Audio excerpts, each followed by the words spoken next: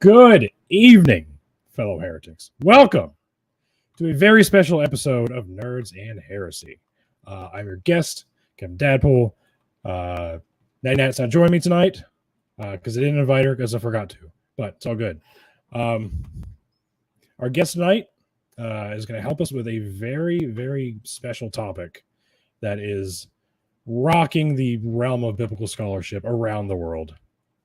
And we're going to bring him on as soon as we watch that intro.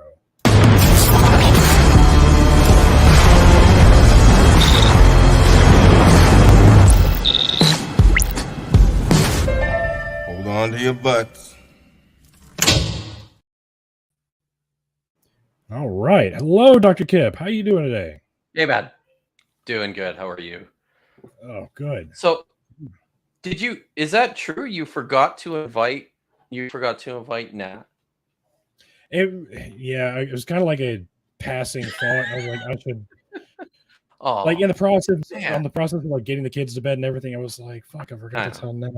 I don't know if she would be able to join anyway. Usually she messages me. I was like, are we doing a show tonight? So I don't feel that bad about it. But okay.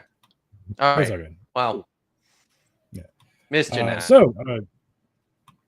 Yeah, Nat. Hopefully she jumps in the stream. I'd love for her to see this because I know she would really enjoy this topic. Oh, really? Cool. Oh yeah. Real quick, let's say hi to everybody in the chat because I'm really bad at doing that too. I'm bad at a lot of things, but I'm trying to get better. It feels like that could be Dr. Dan McClellan, but I don't think so.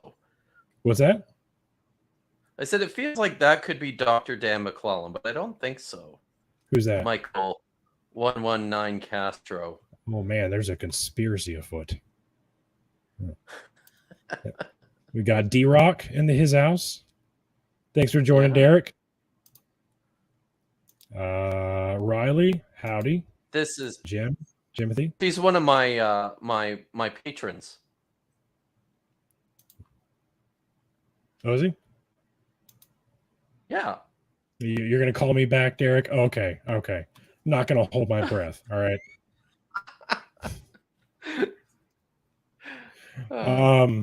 Yeah, no, okay. Sorry. So Dr. Kipp, everybody pretty much knows who you are already, so I'm not gonna ask you to introduce yourself. But I will have you plug your stuff and tell everybody what you have going on right now and what your plans are for the near future and why entice everybody as to why they should follow you and listen to what you have to say and your content. People should follow me because I'm the Messiah. It's true. Be good. It's true. Okay. This was a secret I was going to keep till the end, but hey, let's get it out of the bag now. I'm not. Sorry, guys. You look the part, though. Just another one of those imposters. Yeah. So I'm a specialist in. I'm a Hebrew Bible scholar, also a specialist in early Judaism and the Dead Sea Scrolls.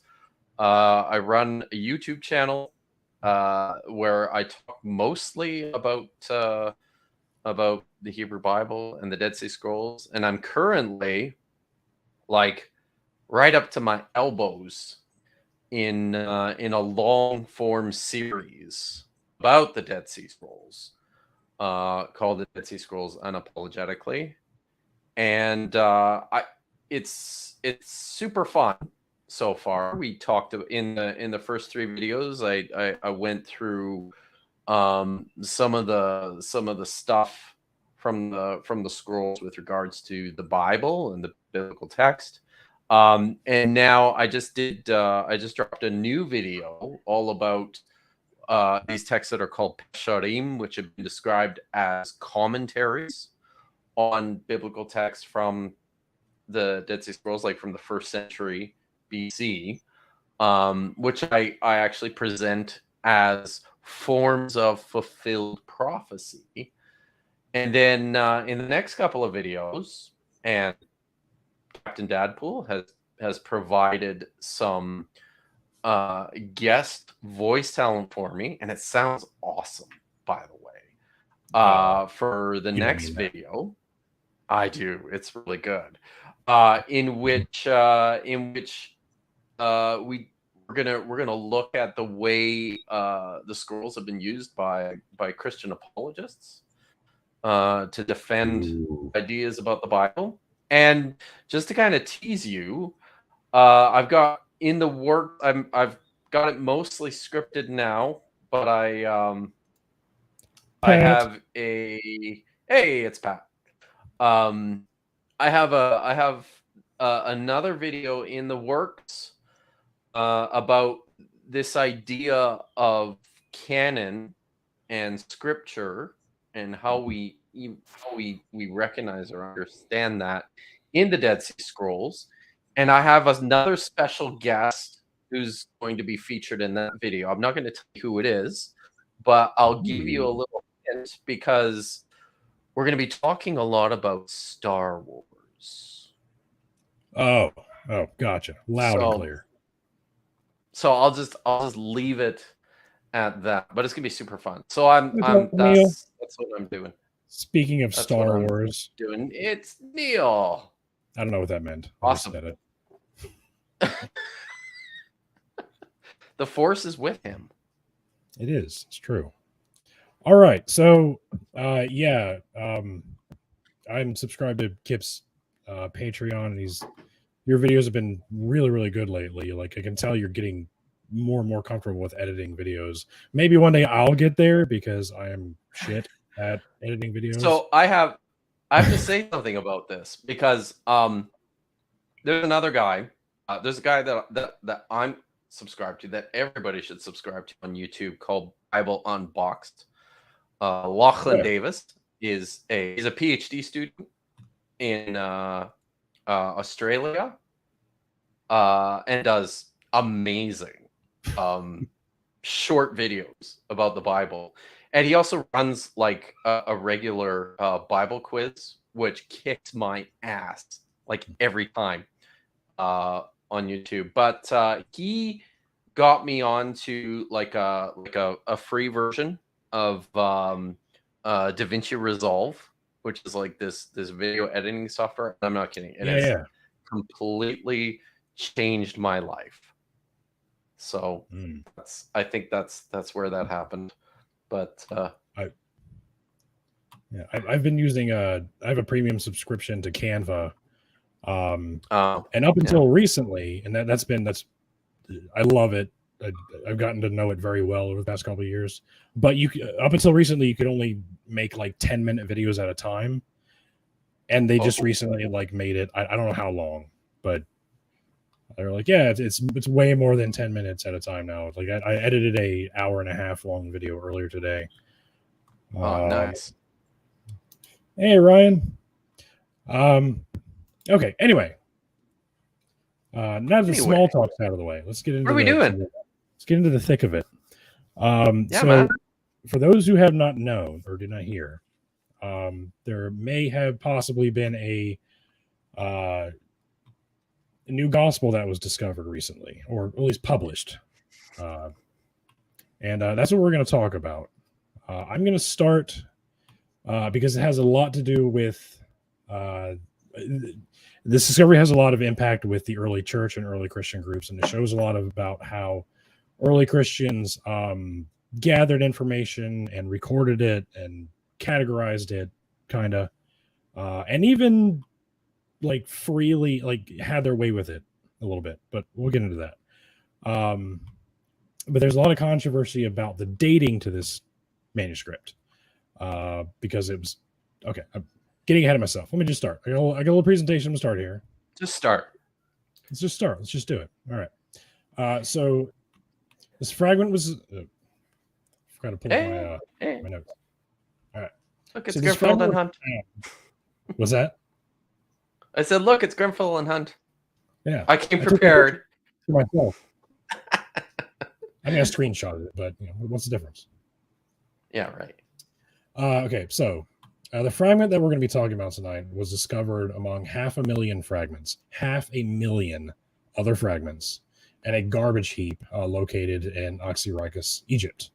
It was excavated in the 1890s by Bernard Grenfell here on the left, and Arthur Hunt here on the right, along with a larger team of Egyptian laborers. Since it's 500,000 fragments, they've been going through them for the past 130 years. And they found all kinds of things. But the most interesting is the one we're talking about now. So the dig site belongs to the Egypt Exploration Society. They're the ones that were in charge of digging through all the manuscripts and everything. And this is what it looks like. Here we have the color. Mouse is on the wrong monitor. Okay. So here were I believe these two pictures were taken in 2013. And these grayscale ones were taken much more recently. This is the translation up above. Over here on the right is what is actually on the manuscript. On this, you see these two little segments here? So this on the left side is the front, and this is on the back. On the other side, this is what papyrologists can deduce from what's over here, basically. You see this little arrow here that's pointing to the right? That stands for recto. That's when the scribes were writing with the not with the grain, with the lines of the papyrus. And down here you see a little down arrow on the other side of the papyrus, because they're writing against it. It's called vecto. Vecto? Verso. Verso. Yes. Verso. Yeah. And just to give you please, there's papyri in the Dead Sea Scrolls. It's about 110 110 manuscripts. Most of them are parchment, which is animal skin or vellum. The recto side on vellum is also called the hair side, which is the side that scribes will write on. And it's I'm not entirely sure. There's a scientific reason for this, but the hair side apparently of the parchment is always the smoothest and the most pliable and easiest to write on. The neat thing about parchments, many from the Dead Sea Scrolls, is that you can actually see hair follicles on the recto side of the manuscript, and some of those have been helpful in actually identifying fragments and putting them together based on like the hair follicle pattern. So, but that has nothing to do with what you're talking about. I just thought it's fun. Sorry, it kind of does that because continue. Yeah, it kind of does that because the reason this distinction is made is because it kind of helps with the dating and interpretation, because sometimes the letters are just hard to read. So what you do is you take into account whether the ink was written or the pen went against the grain or with it, because if depending on which, the ink is going to behave differently. It's going to be a little more cleaner when you're writing with it. It's going to be a little more rough. So when you're like, I can't really understand this character, oh, that's because it's written against the papyrus. So you take that into account when you're trying to figure out what actually says. Anyway, so it's pretty important. There's a reason they do it that way. Okay, where was I going with this? Sorry, I totally got you off track. No, you're fine. Okay, so this fragment is designated as P-Oxy 5575. It was pieced together by papyrologist Ben Henry. The fragment was cataloged somewhere between the 1970s or somewhere around the 1970s. And in 2010 was sold to Hobby Lobby Incorporated by MacArthur-winning scholar Dirk Obink. Now I have some names I'm going to be listing off during my little spiel. Dr. Kipp knows a lot of these people, and we're going to talk about that. Who they are they trustworthy, kind of thing. So in 2019, the Green family, who is the owners of the Hobby Lobby and the Museum of the Bible, which I went to last year in DC, they returned the papyrus to the EES, or the Egyptian Exploration Society, after a joint investigation. What this means is that the 3 editors of this manuscript all had ties to Hobby Lobby, which sounds sketchy, right? But every scholar I've talked to, and I talked to Candida Moss about this a few days ago. Dr. Kipp knows these people, and they're all like, these people are legit. They know what they're doing. They have integrity. They're very good at their job. Like, no, because the Green family and the other people who work for Hobby Lobby Incorporated have a history of like pressuring people to try and give manuscripts an earlier dating. The reason this is because they become a lot more valuable. If you can make if you can convince a papyrologist to date a manuscript to the 2nd century as opposed to the 3rd century, you're going to be rich for the rest of your life. You're not going to have a need for anything, right? Like the price goes from like $1 million per manuscript in the 3rd century to like $1 billion if you can date it to the 2nd century. And sometimes this is easy because as a papyrologist, maybe not that high. I'm being slightly hyperbolic, but it is significant enough.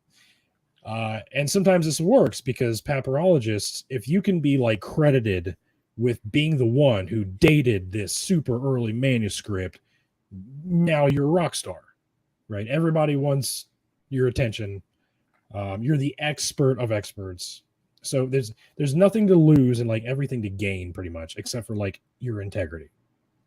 So when the Green family pressures these papyrologists to give these manuscripts a more generous date than they probably should, sometimes it works. But again, from the people I've talked to, it doesn't sound like that's what's happening here.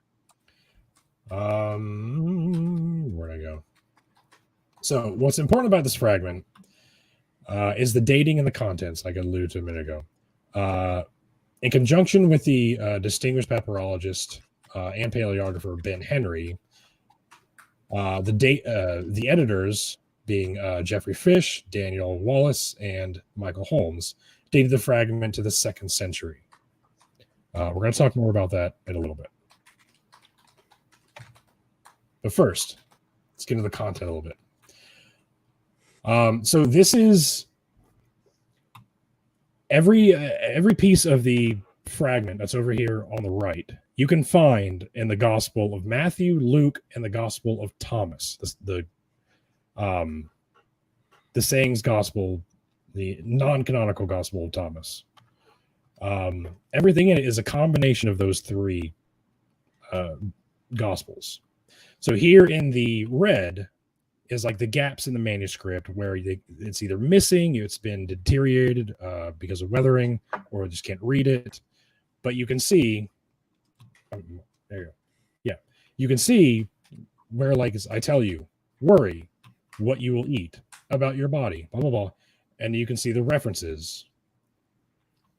We're going to talk about this first one here. He died in some detail in here in a minute, because this is probably my favorite part of this manuscript.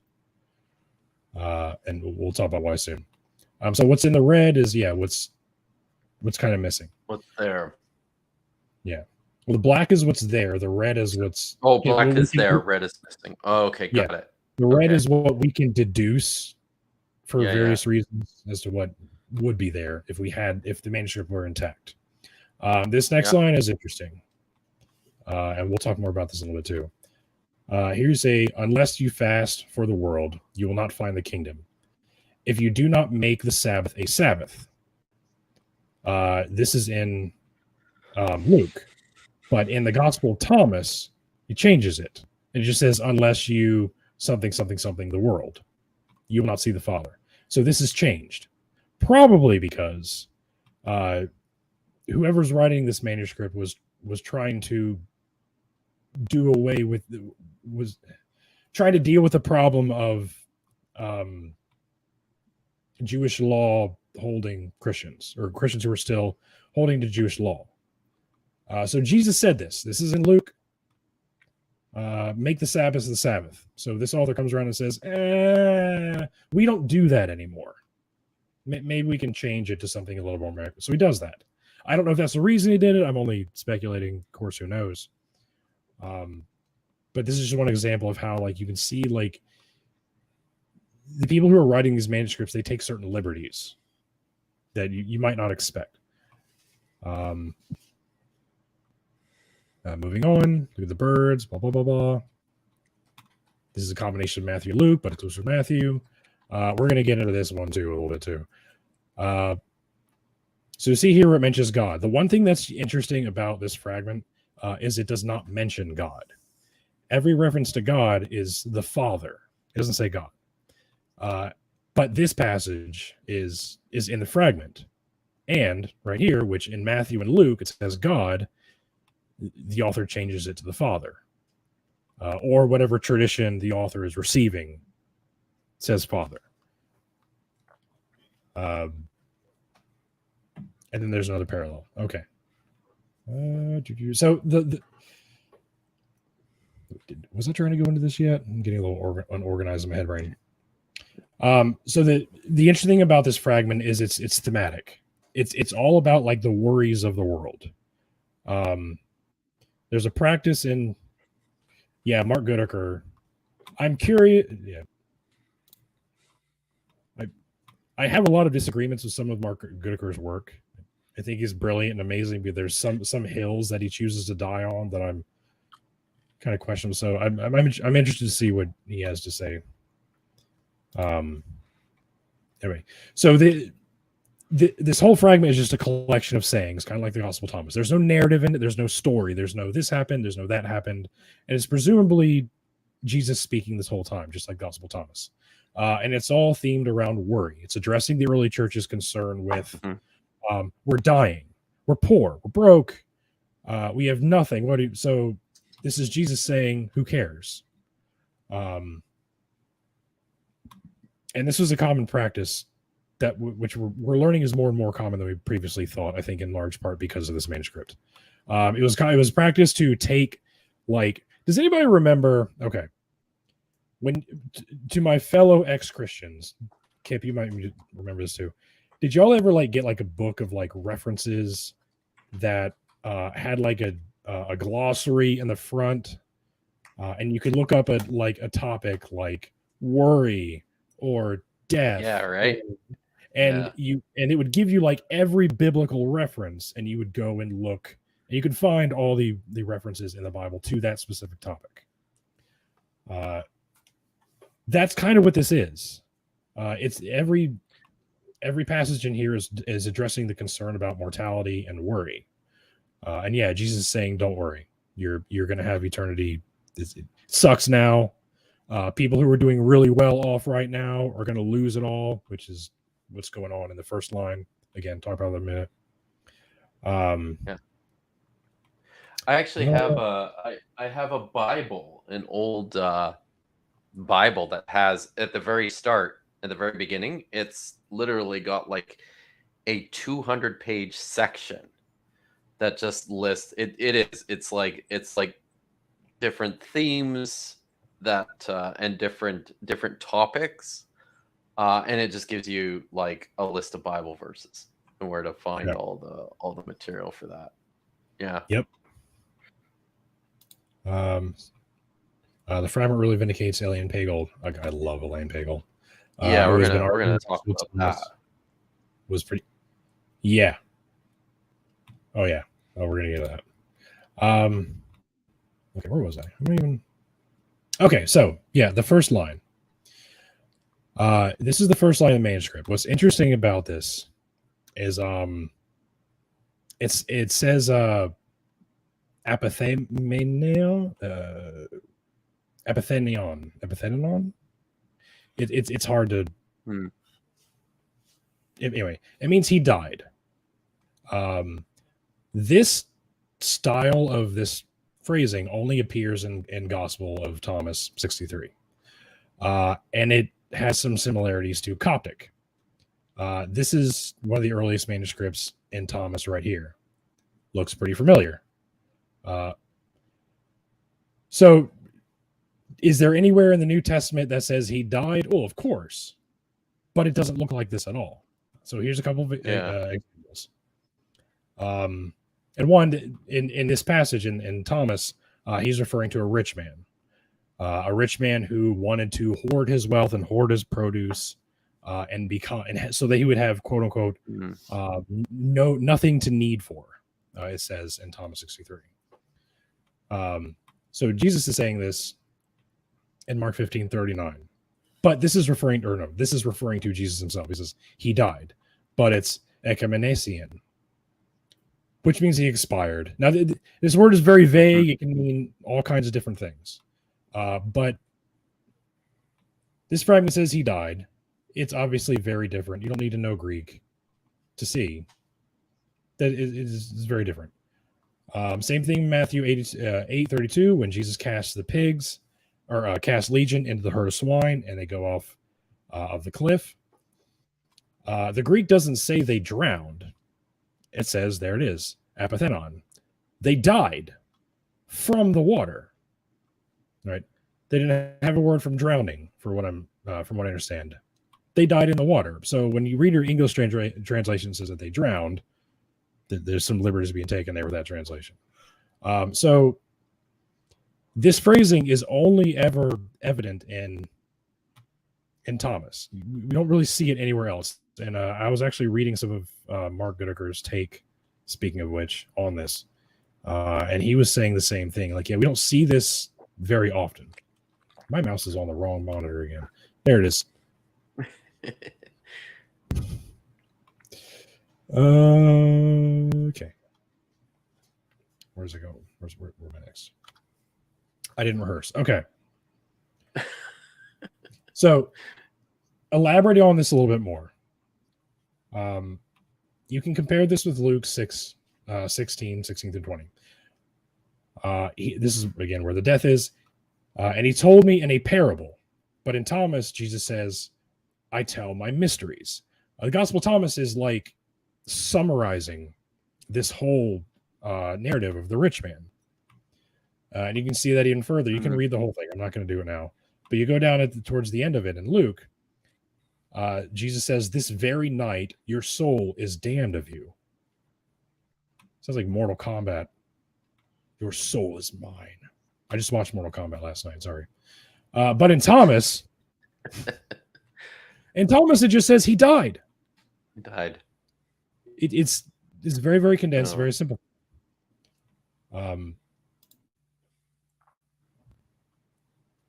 And we see this more when you compare Luke and P5575 with Thomas. You can see like how, again, damn. Oh yeah. Monitor. Yeah. So you see Luke is up here. 5575 like takes it. There's some little changes it makes, but they're not really Ryan, thank you. Yeah, there's some little differences here, and then we get into this line. I think this is verse 23. He starts leading into Thomas, and then you get to the next passage, and it's all Thomas. So 5575 is a combination of all this. It's actually kind of similar to something that takes place in the Old Testament. There's a version of the first 5 books of Moses, the Torah, known as the Samaritan Pentateuch. And this is the version of the Torah, of the Pentateuch, that was preserved by the Samaritan Jews at Mount Gerizim. And we have copies of this text and things that look like it in the Dead Sea Scrolls. But one of the defining features of the Samaritan Pentateuch is that it will, how there's 5 books of the Torah, 5 books of the Pentateuch: Genesis, Exodus, Leviticus, Numbers, Deuteronomy. And particularly within like the legal material in Exodus, Leviticus, Numbers, and Deuteronomy, there are lots of places where the same laws are repeated. And scholars will attribute this to just the development of this material over time, right? Like laws were updated and changed as a result of that and made their way, into the text. Or they're just, they came from different places. Same law, but came from a different place. But what the Samaritan Pentateuch does is it's working very hard to like harmonize all of this material. So you'll be reading a text of like the book of Numbers, and it'll be like word for word exactly the same as like the book of Numbers. Then all of a sudden it like throws in a huge chunk from the book of Deuteronomy right there with it, because the editors of the Samaritan Pentateuch have recognized, oh, this is the same thing that's going on here. So let's put them together and let's do some little bits of editorial massaging to make everything match and flow together. So they're basically making like their own new text in the form of a harmonization, right? That's so exactly. I think that's very similar to what's happening with this manuscript. There's like whoever's writing it is like, they know this story from the Gospels from Matthew, right? And then it's the same in Gospel of Thomas, but let's put it all together so that it makes like a running a running conflation of the whole thing that makes sense. So, but this is a popular way of handling literature of the period. Yeah, surprisingly so, is what I'm learning. I don't know if y'all, if any of y'all heard this before. Like when I was in church, they told us like the scribes would write one letter at a time, like meticulously, to make sure everything. And maybe that was true like 4th century, certainly into the more of the medieval period. But what this is showing, and we already knew this, but this is just further evidence of it, is prior to that, that was not a thing. This manuscript, what's crazy about this manuscript is it's unique from any other manuscript we have. If you could take this, you can't really put it next to anything else. It's different. It's completely different. That's why they're calling it a new gospel or new sayings of Jesus gospel. Right. We don't have anything else like this. And what it shows is that scribes at the time were absolutely willing to take certain liberties when they're recording it. It was okay to change from God to Father. Like maybe there was a reason they did it, but it probably it doesn't necessarily mean it was like maliciously done. They weren't changing text for this. Sometimes absolutely they did, but sometimes it was just like it wasn't that important to get things exactly like I was showing here. Like they can condense the information down in order to get to the point faster. There's a lot of reasons for doing this. You're working with papyrus, which is expensive, very expensive back then. You're working with ink. There's all kinds of like methods of doing shorthand in order to save space. They wrote in, was it Kipp? You were telling me about a manuscript that's like each character is like 1.5 millimeters tall. Oh yeah. Like they wrote extremely tiny, like prison scroll languages. So they had all these methods. Some of it, it's remarkable too, because when you look at some of these manuscripts, so this one that I mentioned to you, where the writing's only 1.5 millimeters tall, this is a manuscript that I worked with, and I started working with it on the basis of published photographs. And then I went to Jerusalem in 2000. It's either 2014 or 2015, and got to see it in person, right? And I've got stuff on my computer monitor and it's blown up super huge so that I can see it clearly, right? But then when you get there and you see like these fragments are only like this big, and the letters on them are just like super super tiny, it's astonishing how precise like the writing is on that scale. It's really really impressive. Not always, but yeah, it's oftentimes yes. So like when I was always told in church, like these scribes had such a like reverence for these texts. They made sure that they were no the fuck they didn't. No the fuck they didn't. They took all kinds of liberties with recording these texts. Some of these scribes were slaves. Making copies of something was a part of their daily chores. And as soon as they were done copying this, they got to go home and go to bed. Or like this was not, yeah, it was not nearly as like sacred as we thought for like the first 3 centuries or two-ish. Yeah. Pat had a good question. Get rid of this. The earliest known harmonization of the Gospels is the Diatessaron of Tatian in the 2nd century. Could this be something similar, including Thomas? Tatian? Tatian. God damn it. Yeah, that was dumb. I knew better than that.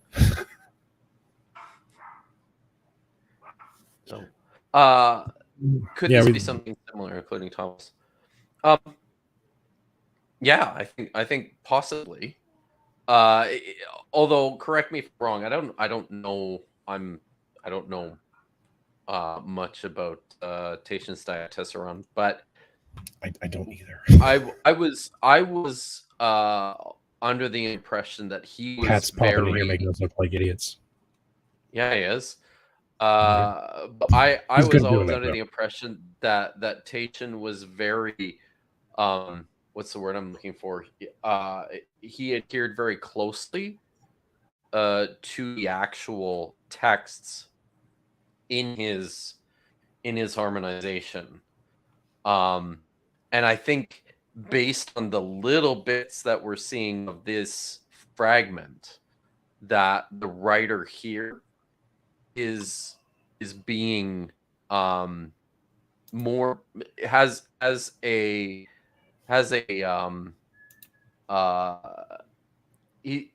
he's freer to be a little bit more paraphrastic in terms of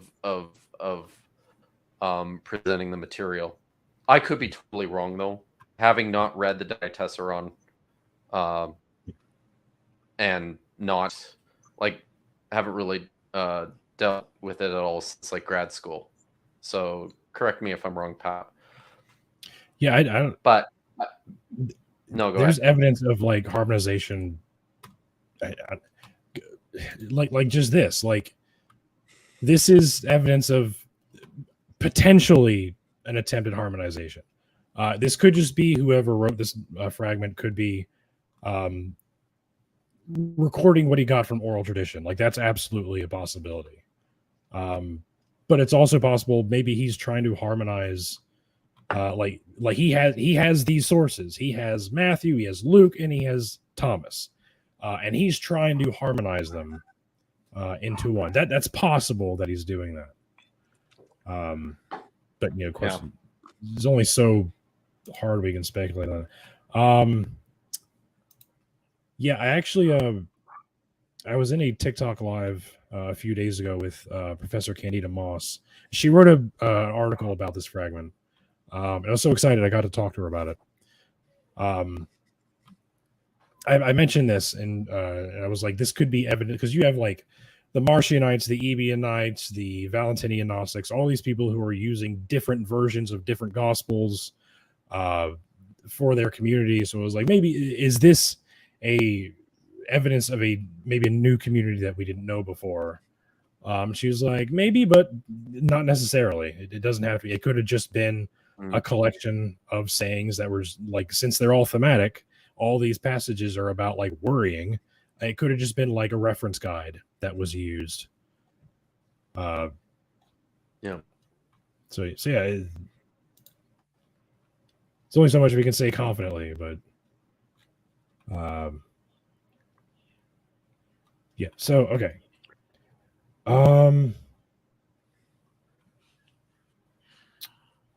So where do we want to go from here? So, The well, dating I think, yeah. So maybe there's a couple things. Well, maybe some of the things that we can say confidently.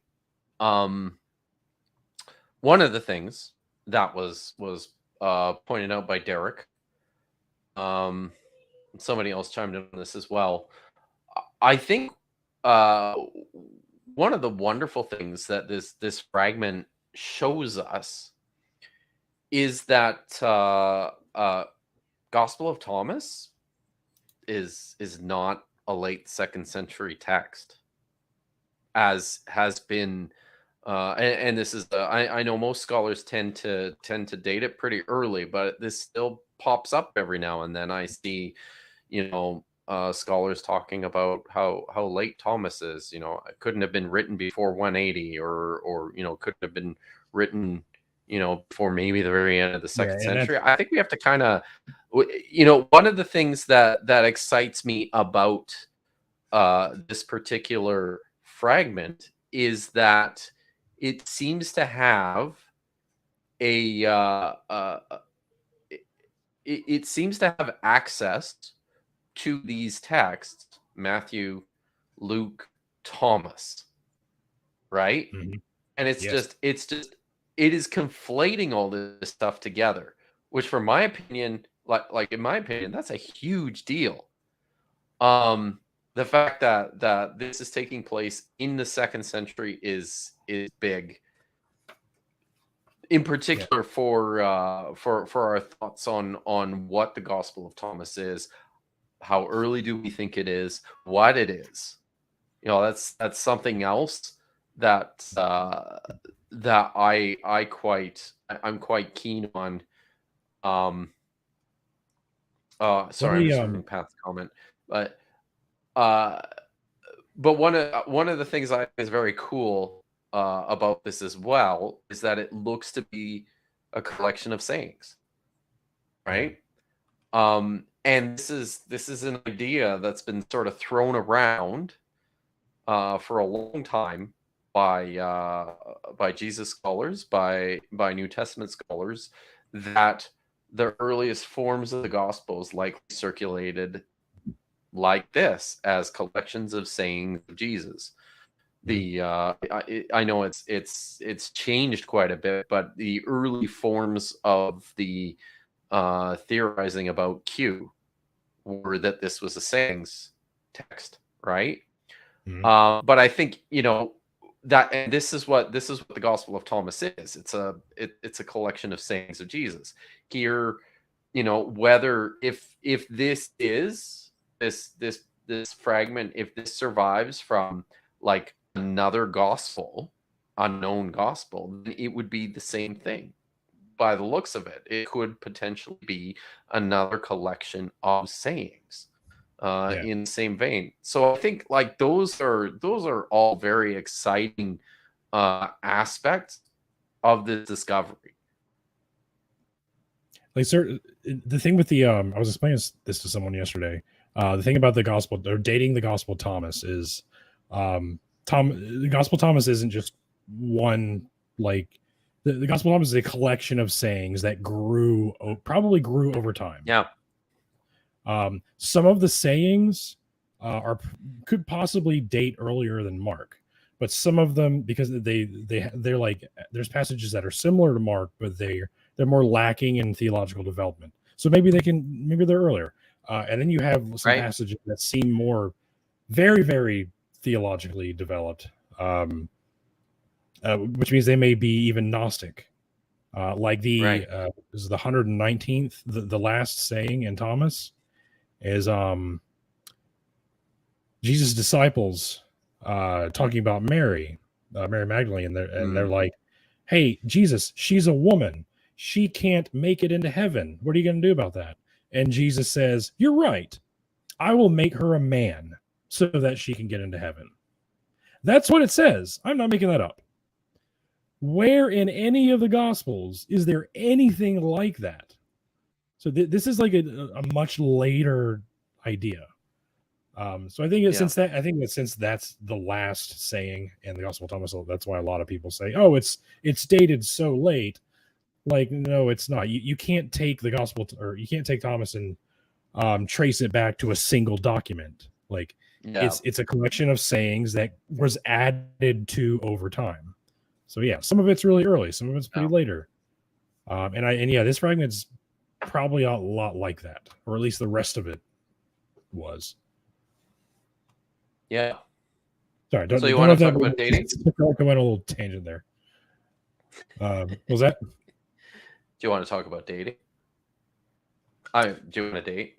Sure, I'd love to date. Yeah. I'm doing the Billy Graham thing though, so we need a third wheel. God damn. Do you want to get into? Do you want to start with the first century Mark fragment thing? Yeah, maybe let's go there. So, like, one of the reasons. Set this up. Okay, what are you setting up? Are you setting up just that minute-long clip? You can. Yeah. Okay. So by the way, and I'll say this about the editors, and so the editors are Daniel Wallace, who's a very, very prominent New Testament textual critic, manuscript expert at Dallas Theological Seminary. Michael Holmes is he is, I believe, still the director of what's called the Scholars Initiative at the Museum of the Bible, and was overseeing my work when I was there, when I was doing stuff there for 3 years. And Jeff Fitch teaches New Testament at Baylor University, and I've had some off and on contact with him. I met him at an SBL meeting when he was the editor, the main editor of the first volume of Greek papyri belonging to the Museum of the Bible that was going to be published by Brill. And I believe it was going to be the second volume in the same series that I published in the publications of the Museum of the Bible. Mine, along with Emmanuel Tove and Bobby Dukar's, was the first volume, which was their Dead Sea Scrolls fragments. So he was going to be publishing the second volume. Of course, the series got scrapped in large part because of the fact that Museum of the Bible's Dead Sea Scrolls were all forgeries, and many of their collecting practices were brought under heavy scrutiny and criticism. So, anyways, I had met Jeff through that, and more recently, I had a long conversation with him about an event when I was doing my research about the Dead Sea Scrolls forgeries. One of the key elements of my research project was investigating the antiquities markets, basically in this 20-25 year period, from the 90s through to the 2010s. And so I sat down and chatted with him and conducted an interview all about an event that took place at his university, at Baylor, which featured many of these fragments from the Oxyrhynchus collection. And I mean, that's something that I think is worth talking about at some point. But yeah, so just to set the stage here, these are who these people are.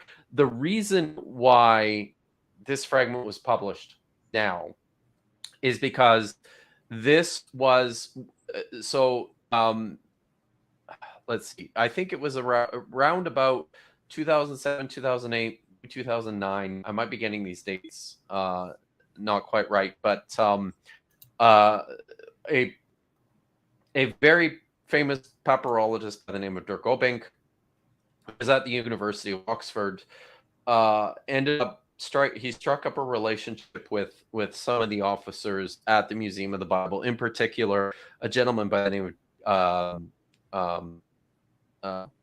Jerry Pattingale, who at the time was the head of basically their whole manuscript acquisition team. And Dirk Obink offered to sell.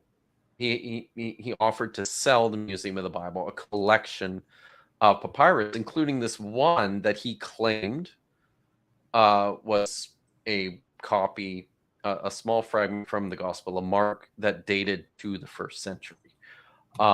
So they were in the process of negotiating, and I do believe they actually did complete a transaction that included, this Mark fragment, this other fragment that we're talking about now, and a handful of others.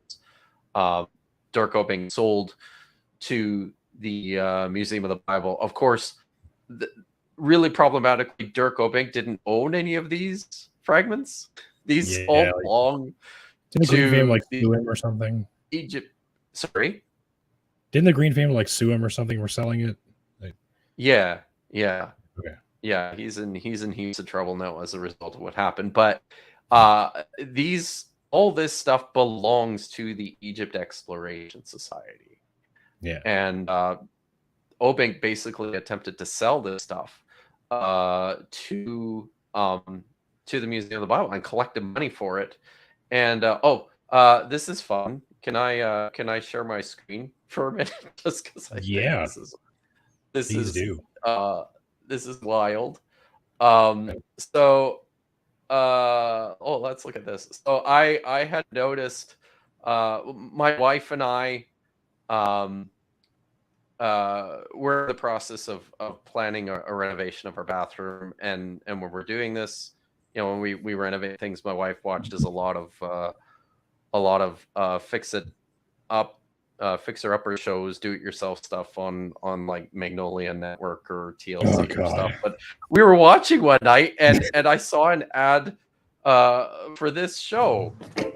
When was the last time you've actually worn a tie? We own the castle. Oh, so then, therefore, we wear ties. I saw this. Sorry. This castle is one of the most impressive properties in the entire Waco, Texas area, and I've wanted it for 2 decades now. The plan for the castle is to bring this beautiful property back to its original state. Babe, feel this door. This is a way bigger renovation than we anticipated. We are keeping all the... I'm not going to play the whole thing, but so they did this show all about these people fixing up this this castle. Why does this matter? What does this have anything to do with the Dirk Obink and these papyri? Well, it's because he took the money that he got for the sale of these things, and he bought that castle. He actually bought it, and had hired an architect, and was in the process of drawing up renovation plans that included an elevator inside the castle. It's crazy. Like, it's a crazy story. So, like, he got his money, and he's like, I got to get rid of this really fast, or I'm gonna. So he bought a castle. This super tacky castle in Waco, Texas. So Jesus. Yeah. So, anyways, but that's the connection between this fragment and this 1st century Mark fragment. Real quick, thank you, Westbrook, for the super chat. I'm gonna try to get to that question when we're a little bit later on, when we're done. Yep.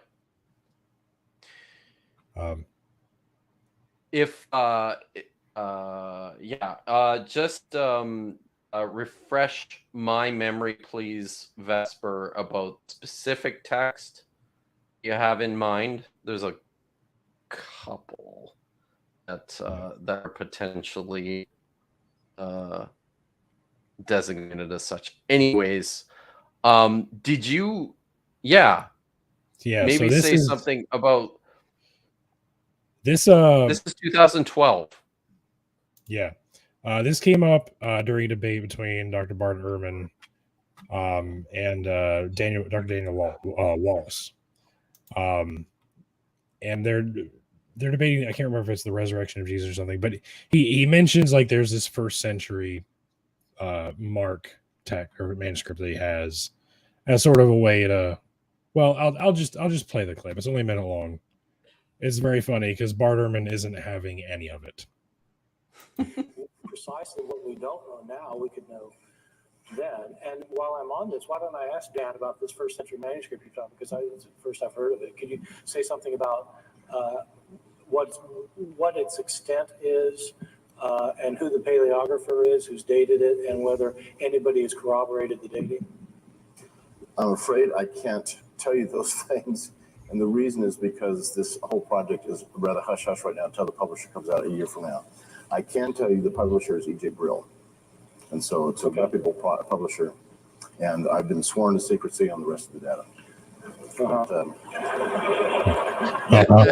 They didn't have been corroborated. I believe you.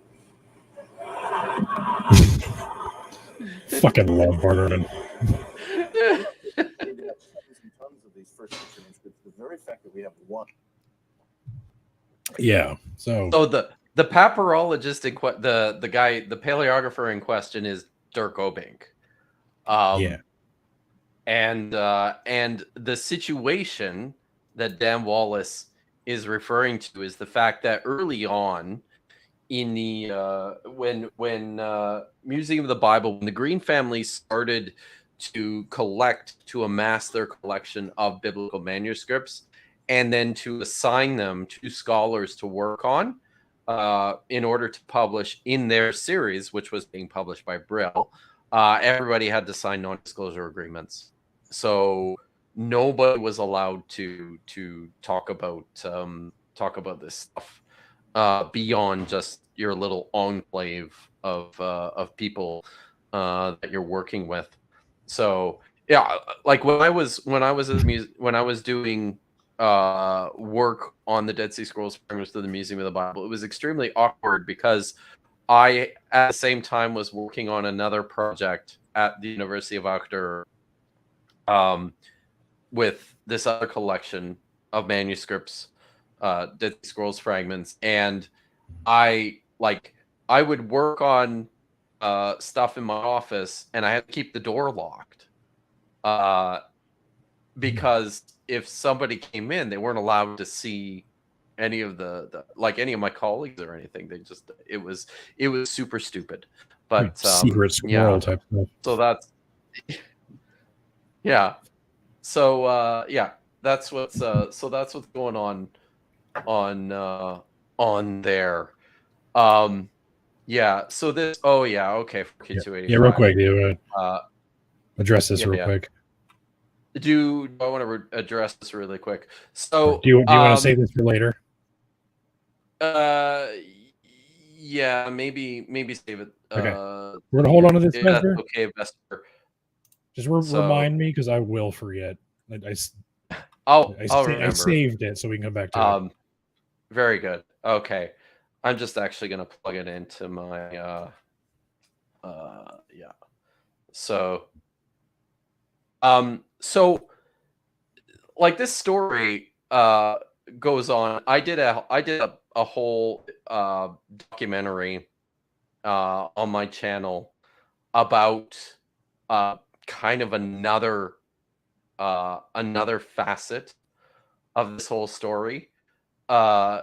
This is something that was picked up by Josh McDowell. The idea of first century Mark. Of course. This happened right around 2013. I'm gonna show you this little clip here. And this is from a talk that Josh McDowell gave back in 2013, where he also talked about this supposed first century Mark fragment, but of course he puts a slightly different spin on how this all came about. Well, here, this is today's the first time I can show this publicly. Here's those masks. Look at that. That would fit over the head. All the paint you see on there, girls, is actually gold. Now, in a little bit, I'm going to show you how we wash that gold right down the sink. Show the other mask that goes with it. There's two of these. Now in that mask are manuscripts.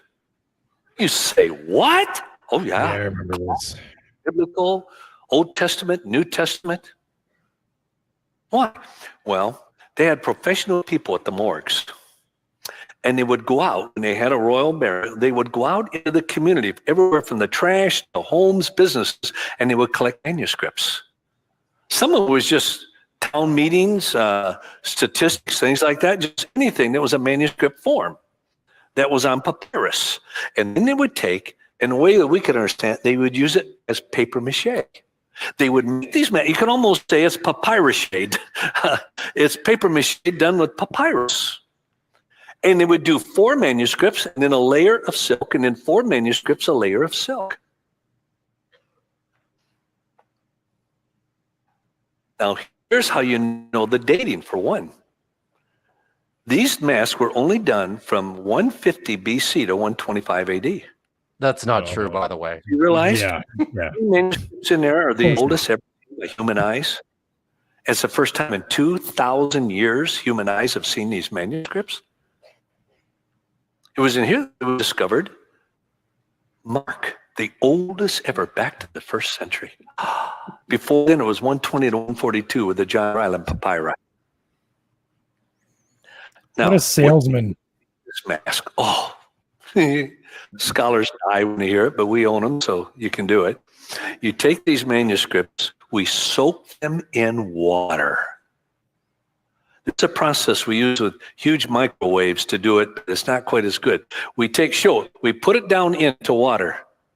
Can you put it up here too? We put it down into water at a certain temperature, and you can only use palmolive soap. The rest will start to destroy the manuscripts. Palmolive soap won't. And you start massaging it for about 30, 40 minutes. You'll pull it up, wring it out, literally wring it out. These are worth millions. And then you put it back in for about 30, 40 minutes. And then you pull it out, and this is what it'll look like, just like a gob.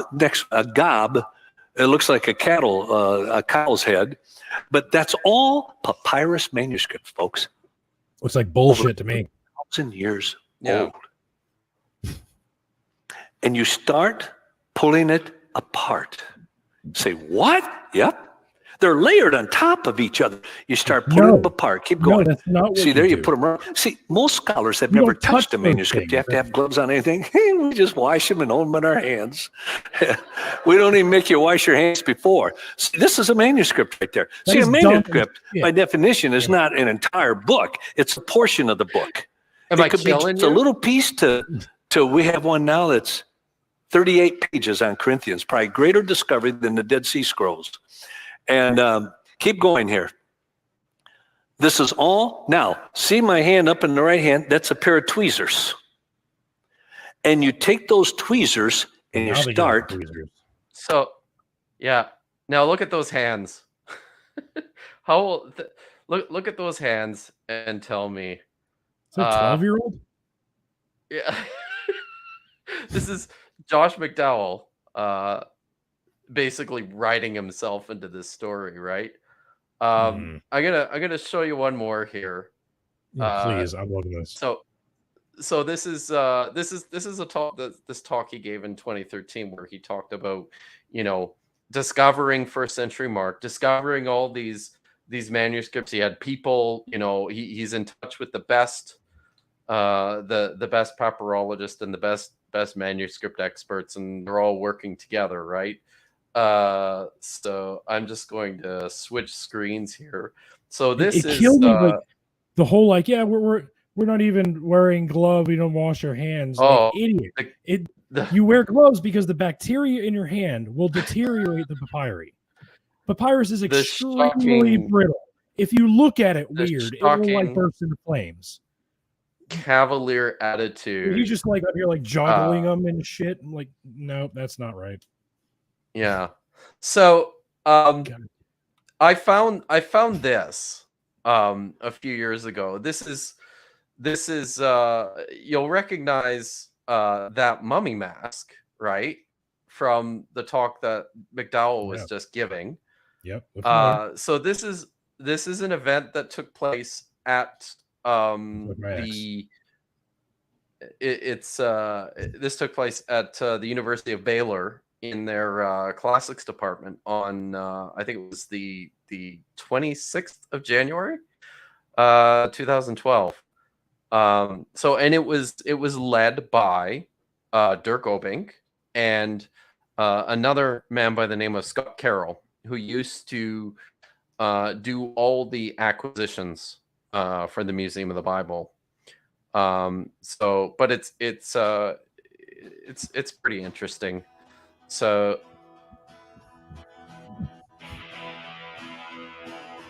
there's the mummy mask.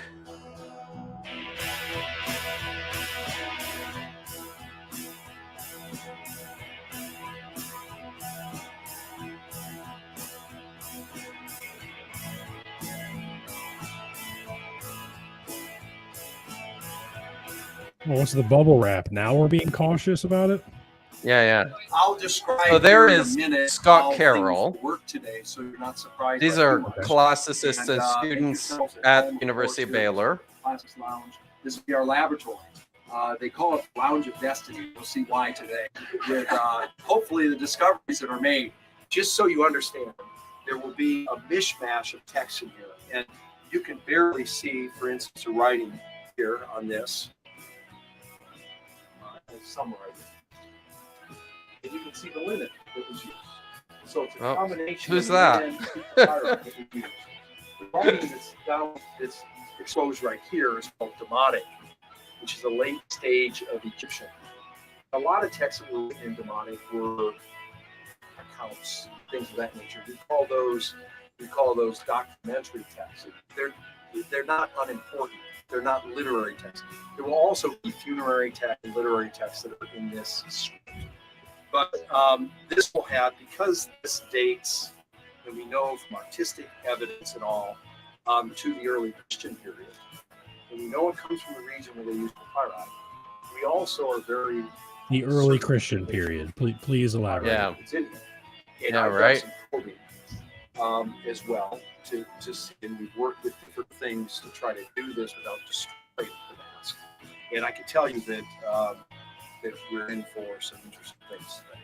So we'll do our best. And what will happen is, you may ask, aren't you destroying the art? Is this unethical to do this? And so is it unethical? We actually have a process that we developed with my colleague again in Oxford to preserve the outer. A lot of these are gold. Some are gilded. So we have ways of preserving the outside with a kind of like a fingernail polish type solution. It doesn't dissolve in water. And then as the inside is called away, replacing that with a linen to support it, and then pulling the text away. But we're still experimenting with that. And for the purposes here, this is a photograph to document it. And while someone who's a purist would say the artistic value is much greater than what's on the inside, archaeology always has the unrepeatable experiment, and you always have to make a decision as having directed an excavation to decide I'm going to tear down a wall. And when you tear down the wall, it's not there anymore. And sometimes you make good decisions, sometimes you make bad decisions, and it's for us to judge and others to judge after today.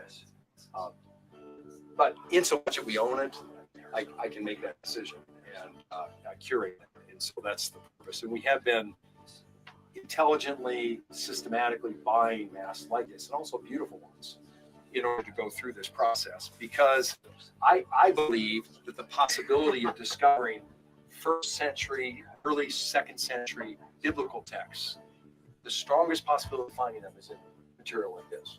because it's been encapsulated in there by accident, preserved. And so that I'm not a treasure hunter, but of course we hunt where we hope there's treasure. And so we do this kind of systematically. And that's what we'll do. Now, the process today is I'll take this and we will dissolve this. And I've gone through a process that's been through experimentation, about 20 years of experimenting with this. There. That There he is. Fucking bananas, right? I know, We're- right? The Dawn dish soap in there, just gonna scrub Yeah. it up, dub. Yeah. So, yeah, it's pretty wild, and you'll recognize all of this from the pictures that McDowell showed in his talk too, right? Yeah. So, And the reality is, like, when you study these manuscripts, they'll put them on like basically an air hockey table, so they float above, so they don't fucking touch anything. Like only air, they're hovering over a surface, so nothing's touching them because that's how brittle they are. So they're in there just like fucking the Brillo pad, like the iron wool, like scraping it. That's oh god. So yeah, they're peeling it out there with their tweezers. So I actually I mean, it just kind of goes on like this. But this hold on, I'm just gonna get back here and stop my screen share. So like when I was doing my research, I found that video, and this is actually why I ended up reaching out to Jeff Fish at first, because like I'm like, holy crap, I've got McDowell talking about, you know, pulling apart mummy masks and finding all these ancient manuscripts. Then I've got this video of him actually there at this event at Baylor. Yeah. And I know Jeff Fish from Baylor too, so I contacted him and asked him about like what happened, what went on that day. Please and this has been written up in the Ariel Sabar. I've shared this with you. We should probably stick this in the show notes if people haven't already read this. But Ariel Sabar wrote an excellent article, one of the best investigative news articles I've ever read, all about Dirk Obing and the Museum of the Bible and first century Mark, and he published it in the Atlantic a year or two ago, I think. Anyways, there he documents a lot of this stuff as well. But Jeff mentioned to me that they noticed, the guys in the department, they noticed Scott Carroll's, you know, working away on this mummy mask, and he's setting it aside and then pulling stuff out of it. But then where he sat it, he also had a set of other fragments of texts that were already there that he had brought with him, right? Mm-hmm. And he was like mixing them and saying, "Oh, look, we just found this copy of a poem by Sappho." But it wasn't actually pulled out of the mummy mask. It's one of the things he had brought with. So it was all just it was like a circus show. It was just dog and pony show. It was, yep. And it was just utter nonsense. Yeah. So and yeah, I'm sure that a number of these fragments that Carroll had with him at this event, they're probably fragments from Oxyrhynchus that he got from Dirk Obing, you know, who was illegally selling this stuff to the Museum of the Bible. It's nuts. And I should let you know too, so the guy featured in that video, his name's Scott Carroll. He's real quick, one Mr. Brainiac, I see your super chat. Thank you. I'm gonna get to it. Okay. Keep going. We Scott Carroll is the one who assembled most of the collection of artifacts at the Museum of the Bible. So he's the one who found this stuff, recommended to the Greens what to buy, how much to spend on it. So they fired him in 2013, 2014, and he has moved on and continues to promote himself as like this great manuscript specialist, this great antiquarian expert who consults regularly for private collectors on their stuff, and he goes to churches, right, and gives these talks about the reliability of the Bible, because look at all these manuscripts and look at all these artifacts. The thing is, y'all in the chat, Kipp could have been that guy. He could have done that. I probably rolling could in the dough right now. If he could have did that if he wanted to, but he did. So he's talking to my dumbass face. The crazy thing is, he's still doing this too. Like, I just pulled up. I found today. I found a talk that he gave at a church back in April of this year. All, about the same sort of bullshit. Same stuff about the manuscripts and everything. Yeah, totally. Just So he, there's a famous one of him at some sort of college or school in Central America or Mexico somewhere. He's speaking through a translator, and he's actually got with him like the manuscripts themselves, like fragments of things, and he'll hold them up and say, well, this is a fragment of a Septuagint copy of Exodus that dates to the 1st century BCE, and it's worth like $120 million. And then he'll like pass it around the room for people to look at. It's nuts. It's absolutely insane. So, but that's kind of that's the background of where this stuff comes from.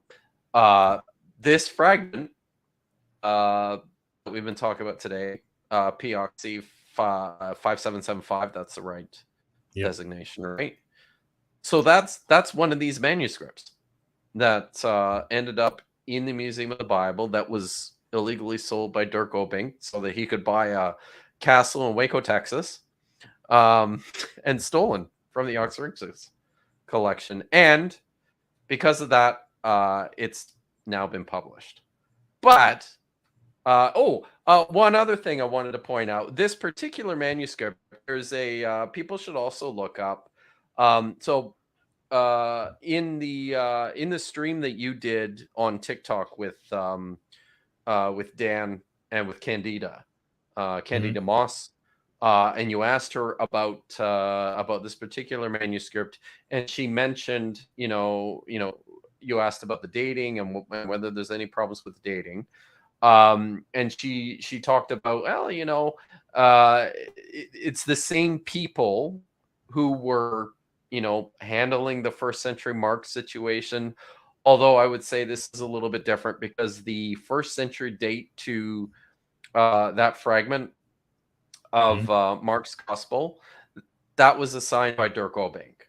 And it's actually a 3rd century fragment of Mark's Gospel. So there have been, even though it's kind of the same group, Jeff Fish, Mike Holmes, Daniel Wallace, who have been involved in editing this manuscript. I know that the paleographer is much more soberly minded about such things. That's the thing Candy said. Yeah, and she also made a point of saying that let's wait and see what Brent Nongbury has to say about this. Yeah. For those who don't know, Brent Nongbury is a papyrologist. He's at the MF Norwegian School of Theology, which is in Oslo, which is where my good friend Matthew Monger teaches. So Brent actually published on his blog about this just, I think it was yesterday even. So it's interesting because he mentions that the first time he saw this particular fragment was way back in 2011. And I'll read a little bit of this to you. He says that he refers back to an older blog post of his. So on his December 12th, 2018 blog post, he talks about what's called a 2nd century papyrus Matthew in the Green Collection. So he says, in my last post, I mentioned I was watching a set of DVDs that documented the series of lectures that accompanied the Passages exhibit. This was the traveling exhibit of the Green Collection before the construction of the Museum of the Bible. They had a traveling exhibit of manuscripts that went all around the United States. One of the Green Collection papyri that is mentioned in lectures in these DVDs is perhaps the same papyrus that is mentioned as number 22 in a 2013 lecture by Scott Carroll. It says here, item number 22 is described as Gospel of Matthew, circa 140. A papyrus with a somewhat similar description comes up during the Passages lecture in Oklahoma City in 2011. In his closing remarks after the talk by the British Library Scott McKendrick, Scott Carroll announces the discovery of a new manuscript, and this is what he says. He says, I had a great afternoon. I was looking at papyri and discovered a 2nd century text of the Sermon on the Mount in the Green Collection. Hallelujah. I love studying ancient texts. Carroll was apparently not the only one talking about this papyrus in 2011. During his talk in the Passages series, Jerry Pattengale, who I mentioned earlier, nonchalantly pulled a papyrus of a very similar description out of his coat pocket. Pattengale described the papyrus, and here's what Pattengale said. This is Scott Carroll. Scott, in a research recently, this is the end of Matthew 6. It's the 26th known. And it's verses 25 to 27. You know what that says? That your life's going to be okay. Don't worry. God's going to take care of you. My friends, this is 200 years earlier than a lot of texts that are much in the sensational news today. This is part of that list that supports the canon.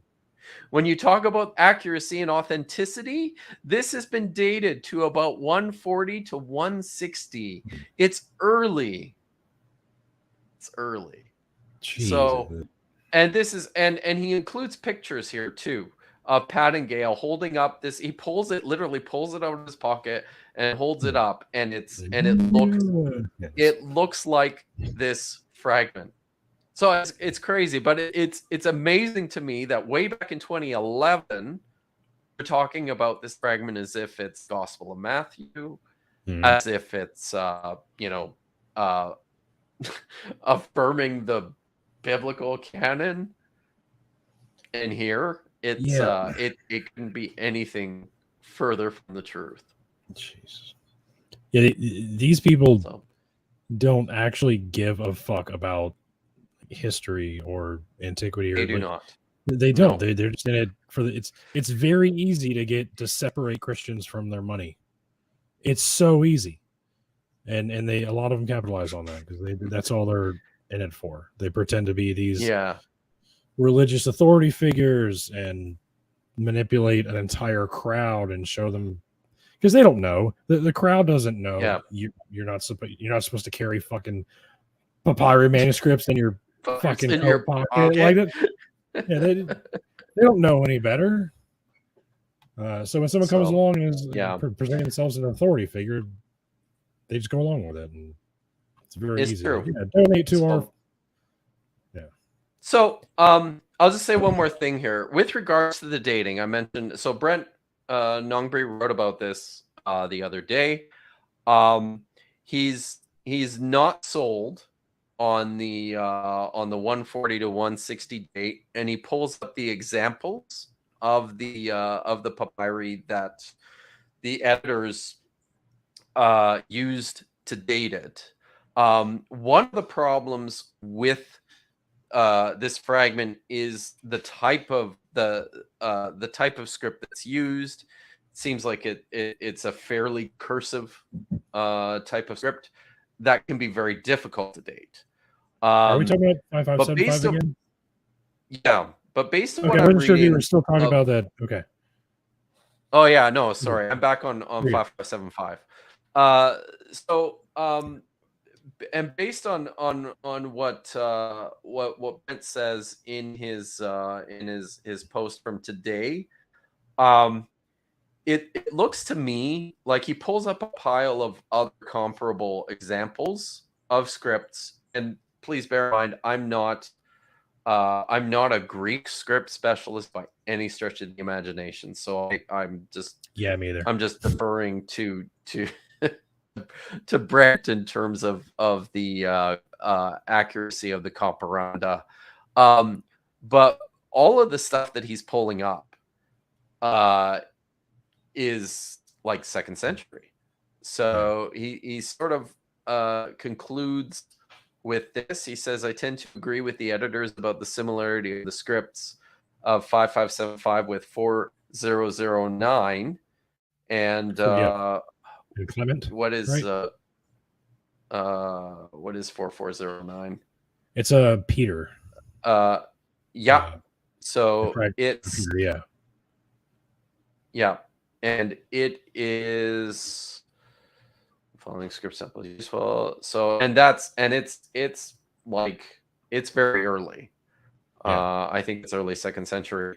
So he says he agrees it seems close to that, but in my first look at the proposals for dated parallels for both the pieces, I cannot say that I find any of them especially compelling.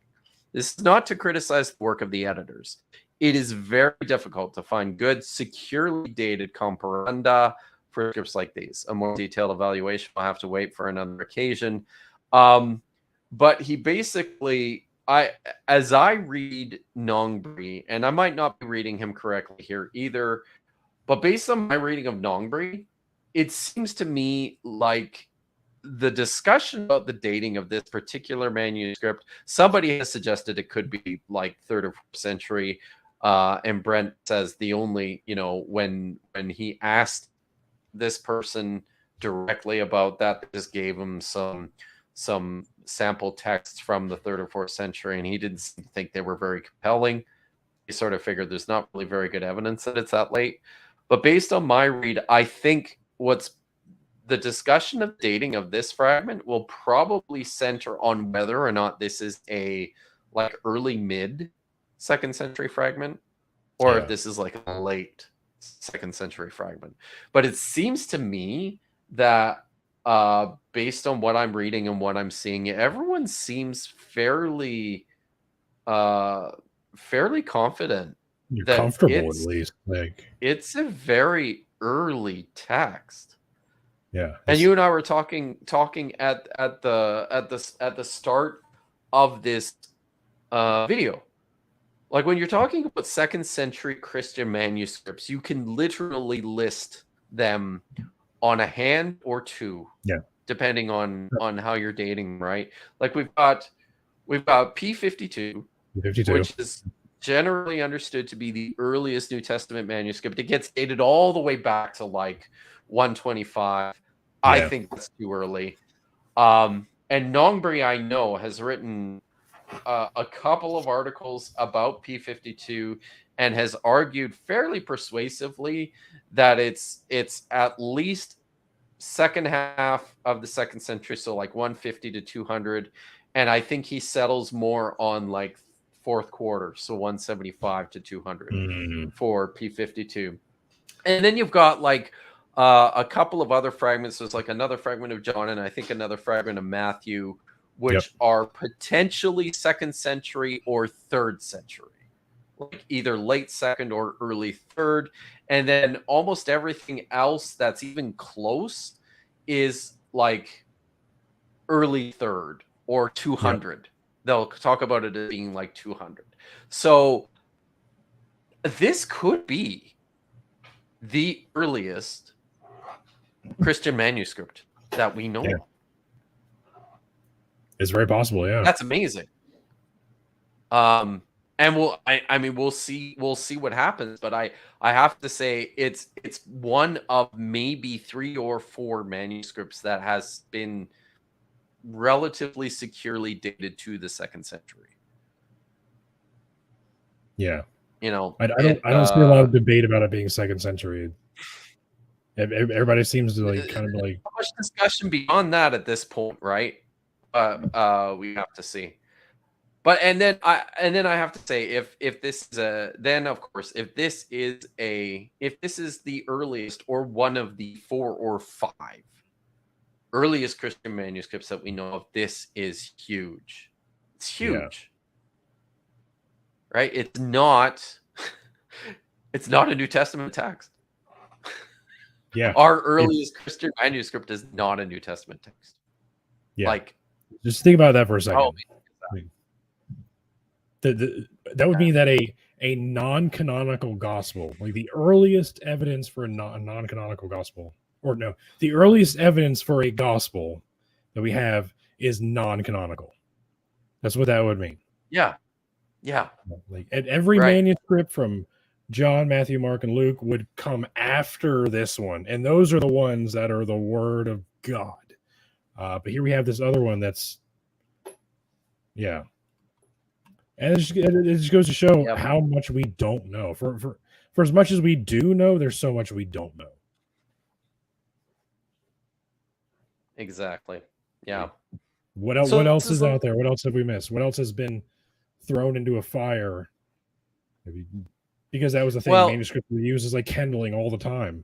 They would. What did we lose? What is it? What was out there that we will never see?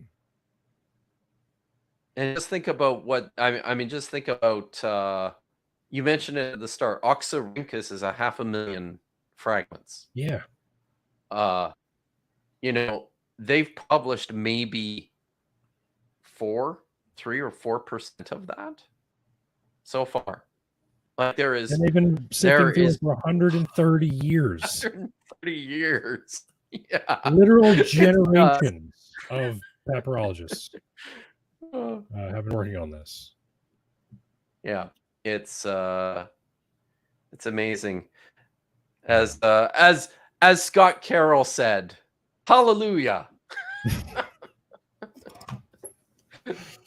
Oh man. So, Jesus. Yeah. All right, we're getting past the hour and a half mark. Sorry, man. Let's do some. No, this is. You're good. This has been very fun. I just don't want to take advantage of your time. Also, I'm dying. I'm super ready for bed. Oh yeah, but I'm having a lot of fun at the same time, so I'm kind of torn. Let's do these. We got a couple super chats. Yep. From Vesper. Okay. So the first one. The so-called Pierce Messiah text. You 285.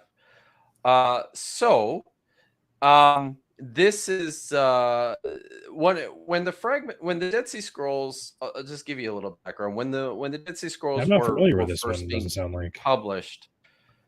Yeah, I mean, lots of people got really, really excited because they saw things within the scrolls that looks very similar to things that appear within Christian theology. And there's a couple of texts where it looks like there's reference to a suffering Messiah or even a dying Messiah. One of the more famous examples is the Great Isaiah Scroll, 1Q Isaiah A, has actually it's either 1 or 2 readings where it's replaced in the in Isaiah 53 where it talks about the servant of Yahweh being stricken in Isaiah There's debate scroll, and about it's whether that's actually one replaced. Messiah or two. Well, or is this a Messiah? I mean, Oh, within at this point in time in history, is this understood to be the Messiah, or is this? So, anyways, but it's replaced stricken with the verb meaning pierced. One of these other texts is 4Q 285. There's a handful of fragments from it, and in one, it seems to read that here, I'll pull it up. It's fragment 7.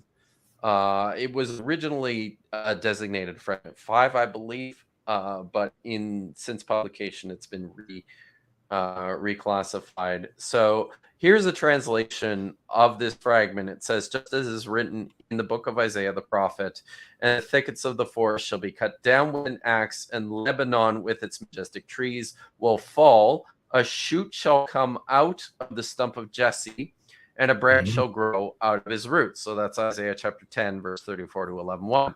This is the branch of David. Then all the forces of Belial shall be judged, and the king of the Kittim shall stand for judgment.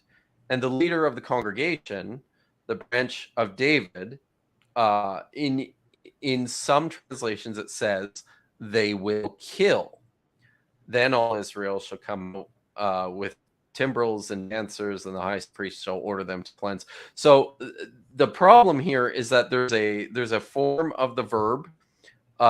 It's literally vahamito or vahamitu. So remember that Hebrew originally was just a consonantal language.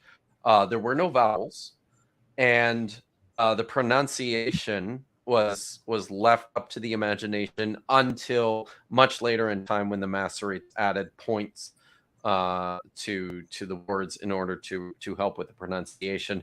And the way that you pronounce some of these words dramatically affects their meaning. So this word vahamitu or vahamito looks exactly the same in the Hebrew, but depending on how you pronounce it, it either means they will kill, or it means he will put him to death. It's either one or the other. And originally, editors looked at this and go, oh my God, this is exciting. It's like the leader of the congregation, and then it says they will kill him. More recent work done on this manuscript and on these fragments has said, no. This is not the third masculine plural form of this verb. This is actually a first masculine singular form with the suffix, and this is with reference to the prince of the congregation putting to death the king of the Kittim, or the king of the Romans, or the forces of Belial. So it's not really a pierced Messiah text. It's actually it's an eschatological text, so it's apocalyptic. It's describing what these people imagine would happen in the end of days. And no, the Messiah or the leader of the congregation, literally the what is it? It's the Sar Ha'edah, I think is the expression. He's not being killed. Sure.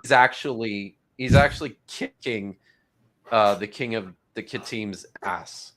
So it's amazing, but just one little pronunciational difference can do to the interpretation of an entire text. But I hope that answers your question, Vesper, satisfactorily. I don't buy into this idea of there being a pierced Messiah in 4Q285. So nice. Oh, CJ, if you're talking about Greek manuscripts, that's true. Originally, there were no spaces in between the words in Greek manuscripts, but that's quite different from early Hebrew manuscripts. There were word spaces were one of the great inventions of the Jews. Yep. The Epistle of Barnabas identifies his community as Ephraim, could this be the same Ephraim who were enemies of the Dead Sea Scrolls community? So unfortunately, I don't know the Epistle of Barnabas. I do. Okay. How old is it? I might be able to help with this. How old is the Epistle of Barnabas? Mid 2nd century. Yeah. It's no. Yeah, probably not. No, go ahead. Say what you need to say about it. I recommend reading it. It's pretty funny. So the whole premise of the gospel or the Epistle of Barnabas is that the Jews got it wrong, right? God it's like the most anti-Jewish shit you'll ever read from the ancient world. It's like God has abandoned them. They handled his law poorly, so he left him and he came to us. He's our God now. He's not their God. He rejected him.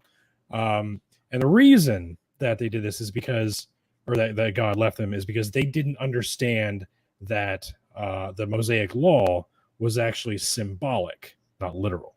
So the author is like, we understand. What's the example? The reason it says don't eat coyote is because coyotes change genders every year. Oh, God. That was a myth that went around back then because it was okay. Let's get a little bit weird because I went down a weird deep dive one day on this. Coyotes' genitalia is hard more to than tell I bargained apart. for. Yeah, right. Their genitalia is hard to tell apart. So they would come in packs and they would leave and then come back the next year. So people would observe and be like, and they'd get their like markings on their fur and their genitalia. So this myth developed that coyotes change their gender every year. That's why you're not supposed to eat them. And so he's like, because they don't understand that, God abandoned them. But of course, it's like, yeah, that's bullshit. You weren't looking hard enough. I don't know what to tell you. That's fun. Yeah. There's something similar to like rabbits. You're not supposed to eat hares because of something. There's like another, like, God, I can't remember now. But yeah, it's wild. He comes up with all these like bizarre conspiracy theories about different interpretations to the Mosaic laws and dietary laws. And he's like, they're wrong because we understand this is true. And it's just like, dude, that's the dumbest shit I've ever heard in my life. What are you talking about right now? Very interesting. Wow. Yeah. Cool. Well, I would say that it's probably, I would say, I would be highly skeptical that the 2nd century Epistle of Barnabas is making reference or is referring to themselves as the same group that the 1st century and earlier group at Qumran was using as a reference. So what's happening? I can talk a little bit about Ephraim in the Dead Sea Scrolls. Sure. This is something that appears in I think it's in the Habakkuk Pesher. It appears in the Hosea Pesher, in the Isaiah Pesher, I believe. And this is kind of common. Ricky watched my my video all about the Pesherim and the Dead Sea Scrolls that's on my Patreon, so he knows what's going on here. But I wouldn't go that far, but I watched it. Doesn't mean I understood it very well. Well, you gotta watch it again. Just kidding. So, all right. So one of the things that the writers and the collectors of the Dead Sea Scrolls do is they use ciphers to talk about themselves and their opponents. There was a time when scholars thought that this was, they did this, as a means of self-protection to make sure that it's like coded language that only they could understand, because if their enemies or their opponents got wind of this, then they'd be in big trouble. I think that the shifting on that has shifted. The thinking on that has shifted somewhat. Most likely, what this is this is just a development of the way in which they're reading and handling scriptures. They're looking at what their old writings, their scriptures, and they're mining it for information about whatever they're going through or what they've been through. So for them, these are legitimately ancient prophecies which are foretelling what's happening to them or what has happened to them. So they're basically, the way that they access history is basically through reading like the Hebrew prophets, because they believed that they wrote about this stuff centuries before it ever even happened. And as a result of that, when prophets like when 8th century prophets like Hosea or Isaiah and Micah in particular talk about Ephraim, which is the way that they referred to the northern kingdom, when they talked about Ephraim, the writers and the collectors of the Dead Sea Scrolls looked at that and said, oh, okay, so that's about, you know, this other Jewish group that we disagree with. These other Jews who are totally wrong and whom we've parted company from, they're actually Ephraim. So yes, Ephraim is clearly with reference to a Jewish group, or perhaps all Jewish groups, who the writers and the collectors of the Dead Sea Scrolls are convinced are the ones who got it wrong. They're the bad Jews, for lack of a better term. But beyond that, in those texts, it's difficult to identify with much precision who this group was, historically speaking, or even if this was like one group or all other Jewish groups.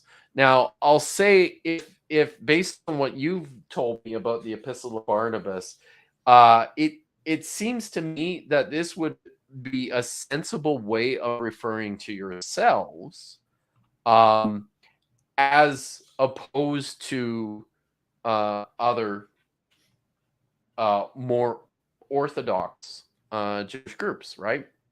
To sort of adopt that moniker for yourselves. But I very, very much doubt that, you know, the people who wrote the Dead Sea Scrolls have in mind this particular community when they are referring to Ephraim. It's an unknown Jewish group, or it's just all the other Jewish groups. Yeah, I want to make I pulled up my notes because I wrote a little bit about Gospel of Barnabas. Yeah, okay. So I want to make a little correction. For one, the Epistle of Barnabas almost made it into the New Testament. It was very close. Wow. Clement of Alexandria considered it canonical, and it's in our oldest manuscript, or our oldest list, Codex Sinaiticus. The Gospel of Barnabas is in. Yeah, right. But wow. It wasn't coyotes. One, it was hyenas. My bad. I was thinking coyotes seem strange, but yeah, I did too. Like I was like, I can't think. Yeah, it was hyenas. But the don't eat rabbits is because they believed the reason rabbits were able to reproduce so frequently is because they grew a new orifice every year. So that allowed them to. That's what it says. Nice. Then, excellent. We're not done. When it says, don't.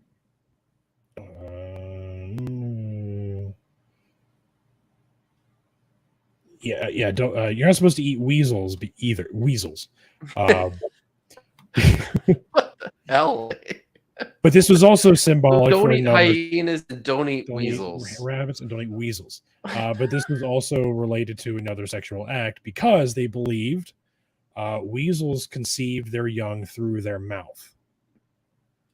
So like, so when God says you're not supposed to eat weasels, or weasels meet the description of animals you're not supposed to eat, this is why they do. So like, it's like who one that Barnabas is allegedly was not written by Barnabas. It was way too late, but Barnabas is allegedly a companion of Paul or an apostle of Paul. Yeah.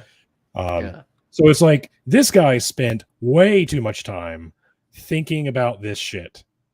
Like he is hyper fixated on animal genitalia way more than anybody else. Why are you? Yeah. And he's like, I understand these things. That means God has chosen me. Like, dude, get a hobby. This is some weird shit. Why are you writing this right now? It's because he's an Ephraimite. Yeah. And the Ephraimites, they do shit. So okay. Yeah. So that was fun. That was fun. All right. What up? Are we done? I guess. Done, right? Yeah. I think so. So I don't know. Last thoughts. Anybody else have any final questions? Yeah. Last thoughts. P-Oxy 5775 is super cool. I'm excited to see what comes of this once scholars get a chance to really dig into it. I'm very interested to see where things end up with regards to the date, but I think it's pretty amazing that we've got a manuscript that looks like it's 2nd century, is Christian, and is not a gospel manuscript, and it's not a Pauline manuscript. So I just think that's all super cool. Yeah. Oh, and don't buy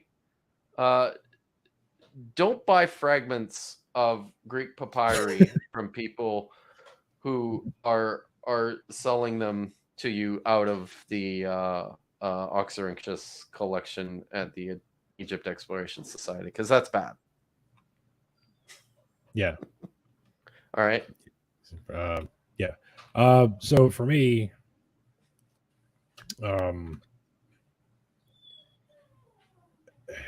what I've read it. I don't think I articulated it very well on the stream, but I've been reading a shit ton about this all week. I in my browser bars, I have like 9 different articles open at the same time. Because I'm just hyper fixated on it right now.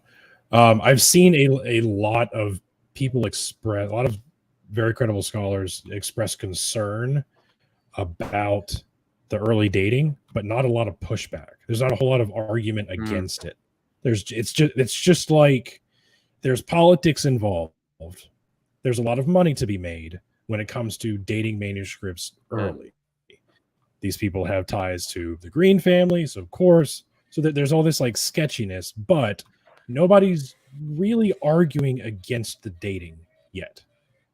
Even those people that are expressing that skepticism are not really pushing back against it very hard, from what I've observed. Correct me if I'm wrong. Can I say one more thing about the dating here too? And I just kind of thought about this too. When you put the pieces together, one of the concerns about the early dating is, as you mentioned, as Candida in her TikTok video with you mentioned the other night, the dates get pushed back early because there's money to be made for these collectors, right? Oh, yeah. And maybe that was the case back when this fragment belonged to the Greens and they thought it was a fragment of the Gospel of Matthew, but it doesn't belong to them anymore. It's back. It has been returned to the Egypt Exploration Society. It's now back in the Oxyrhynchus collection where it belongs, and it's not a gospel manuscript. So on those points, I just don't see the motivation anymore to push the date back early. Like, it feels like that piece is gone now. So why would you want to push the date back early unless you're just trying to make a name for yourself. And I gotta say, I can't see that being the case with the editors, with Mike Holmes and Jeff Fish, who I know to be really, really solid scholars, really responsible scholars. I've never met Daniel Wallace, but like, the other two guys, yeah. I can't see them needlessly doing that. They're way more careful than that. Yeah. So yeah, and I just find it really interesting that this author is combining three different gospels at least. He's making some certain changes to the passages that he is using. The word God is not used; it's replaced with Father. Yeah, right. That's pretty interesting. That means something big. Yeah, like this community just didn't like using the word Yahweh, or like was this or it means that all Christians were brothers of Jesus, and we should all become mythicists. Oh, here we go. Sorry. We start that at the very end of the stream. We could go for another 2 hours after that comment. No. You need to go to bed. Let's not. All right. Well, thanks everybody for joining the stream. This was a lot thanks of fun. guys. I was very excited to have this little chat. Me too. This is a really cool topic. In the realm of biblical academia, things like this don't happen very often. So it's pretty exciting for those of us who are nerds about it. And I want to talk about it. So thank you for letting me. Yeah. So y'all have a great night. Thank you, Dr. Kipp, for coming on. Hey, can I just one more thing? No, you can't. No, I'm done. Oh, okay. Go ahead. You're done. I suppose I can squeeze in a few more seconds before. I was just gonna say I got if you're in, for anyone who's interested, I'm gonna be on History Valley with Jacob Berman on Wednesday afternoon. Yeah, that's right. And then I'm going to be on Zach Miller's channel, What Your Pastor Didn't Tell You, talking about the Dead Sea Scrolls on Thursday. And then on Saturday afternoon, I'm going to be on Dapper Dinosaurs channel with Vishanti, talking about dinosaurs in the Bible. Ooh. That's fun. So that's my week. Yeah. Check it out, guys. It'll be fun. Yeah. And if you thanks for having me. Yeah. And if you subscribe to or support Dr. Kipp on his Patreon, maybe you'll get a chance to make a guest appearance. Right. Or you have to do some voice acting YouTube work. famous. Yes. Yeah. You get to make a cameo in one of your videos coming up. This is very fun. All right. That's it. Awesome. Thanks, guys. Y'all have a wonderful week. And here's a quick reminder that hold on. Here's a quick reminder that I don't know how to end my shows.